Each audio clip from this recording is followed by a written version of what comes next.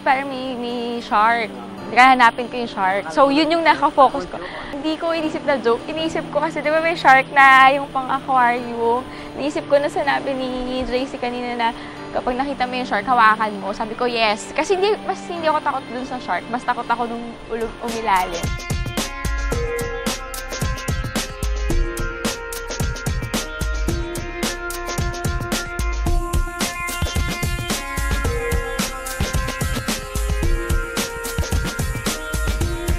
Nanginginig ako. Hindi ako nilalamig, nanginginig ako na kinakabahan.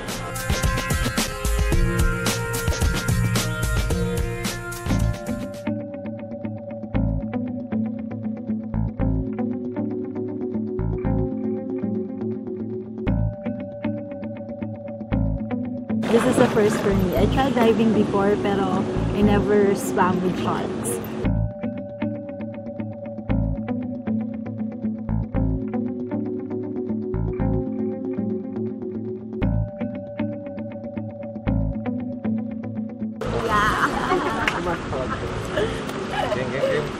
Wala. Kinalama ko na lang yung sarili ko. Though talagang pag naiisip ko, kinakabahan talaga ako. Problem gano'n ha? Okay. Pag sumakit yung ilong mo, equalize.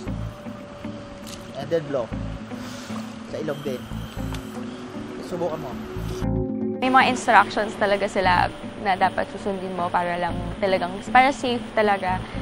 Though sabi naman wala naman daw na matay pa na nag-diver. So, kanina, since hindi rin ako marunong lumangoy, hindi ako marunong mag-dive, talagang tutok talaga ako dun sa instructions na binibigay kanina.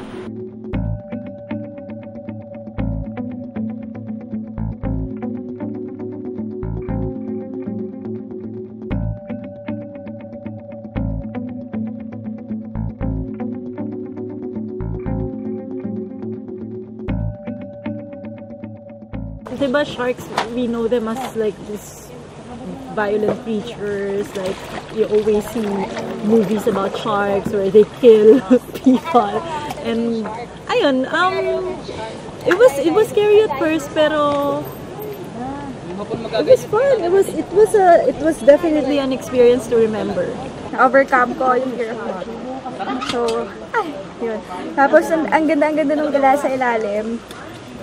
Nung nakalubog na ako, sobrang nawala na yung takot ko. As in, sobrang takot talaga ako sa water. Hindi talaga ako, pag nag-beach ako, puro picture na. Pero kuya, nung nandun talaga, sobrang ganda.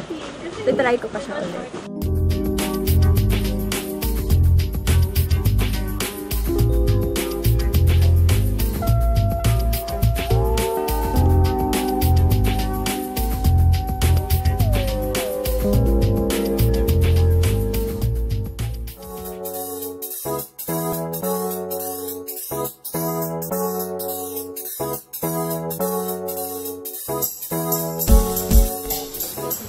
Hey girls, welcome again.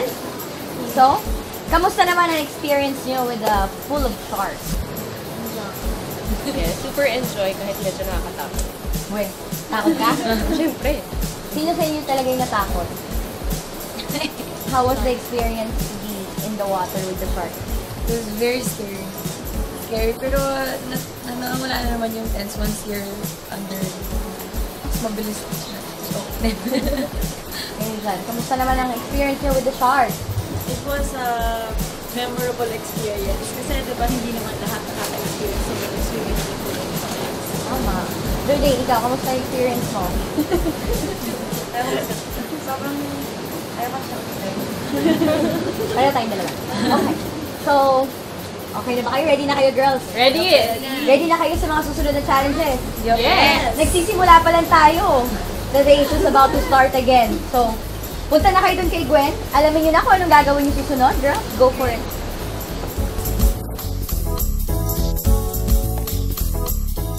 Energy, girls! Girls! Dalawa kayo dyan. Iisa lang yun. Galingan nyo! Yan. Okay. Hindi pa tayo tapos. Akala nyo tapos na tayo. We have another challenge in the water.